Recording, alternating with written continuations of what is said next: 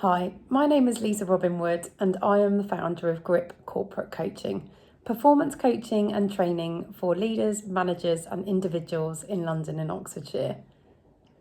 I've recently found a number of articles that have been published in the start of this year, 2021, talking about the importance of soft skills in the future of work.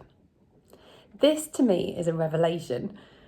Never in the history of my career in the last 16 years have I ever seen so much focus being given to the importance of soft skills. Soft skills are those sorts of skills that in my experience have rarely been celebrated, in so much as they haven't really been acknowledged as being important. Very much it's been a focus on hard skills being those skills related to technical capability and maths and science and anything that involves, I think, engaging your brain in what's, I think, traditionally classed as being a critical business-minded attribute to help move a business forward and make money. In the context of my own experience, I don't think it has ever been really that well celebrated about being great at being able to build relationships and communicate and being emotionally aware. And so it's really great that this is starting to come to the fore. So one of the specific articles I found was on Forbes Online, written by Yolanda Lau, and it was stating the essential role of soft skills in the way in which business is moving forwards. And I'm going to quote directly from the article. So under the title of Why Soft Skills Have Become More Important. As more and more job activities become automated, soft skills, which cannot yet be replicated by machines, have become more important. In 2017, Deloitte also reported that soft skill intensive occupations will account for 2/3 of all jobs by 2030, and that hiring employees with more soft skills could increase revenue by more than $90,000. Amazing.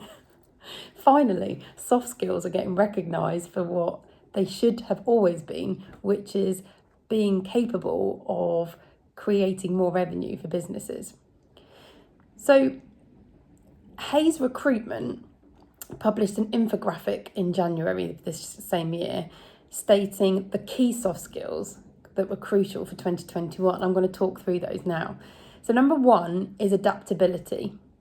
I think that's a really obvious one based on the experience we've all had in the last 12 to 18 months with the pandemic. I think individuals' ability to adapt to the situation, to create necessary changes, to accommodate the situation has been invaluable. And I think it always has been an invaluable skill in business to adapt to change, because business are always changing. Change is what's necessary to move forwards. The second one is a willingness to learn. One of my favourites. I love learning and I talk about the importance of learning all the time. I think this isn't just crucial for yourself as an individual and your own personal development, but it's so important for the organisation you work for as well. Again, it comes back to that being able to be open-minded, being curious, being willing to learn to enable businesses to move forwards. So many businesses have failed historically because they wanted to stay the same and they weren't willing to, one, adapt, and two, learn about the situation, the environment, or even looking forward to the future to be able to ensure that actually what they were doing, how they were operating, what they were serving, what they were offering customers was still relevant. Third one is emotional intelligence, another one of my favourites.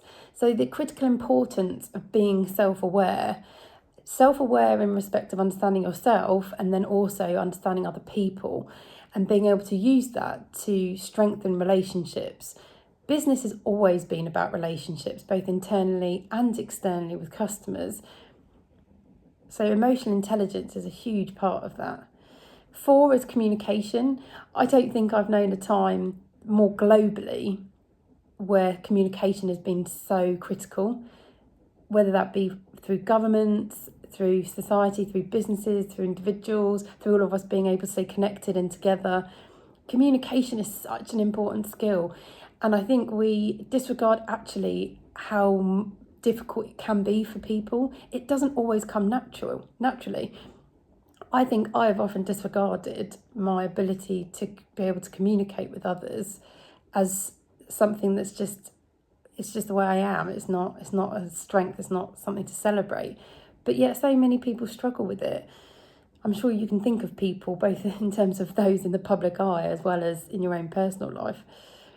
But I think communication, especially as we move into a hybrid working environment where so many of us will continue to work remotely and away from one another, the role of communication becomes even more critically important, as well as obviously being able to collaborate and work together.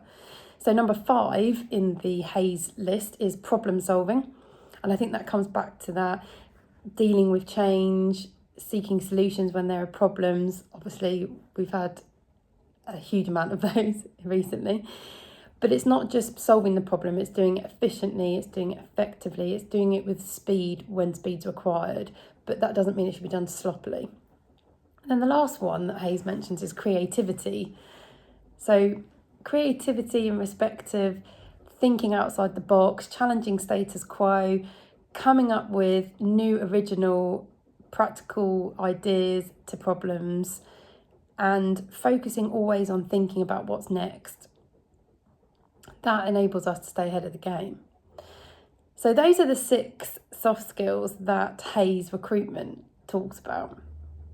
I think also what's coming through really strongly because of the pandemic are skills such as having integrity, having a real conscious awareness of social responsibility, thinking more about others and how actions can help multiple people, taking more of a responsibility for other people, thinking more ethically and morally. I think that's come through really strongly because of the pandemic as well.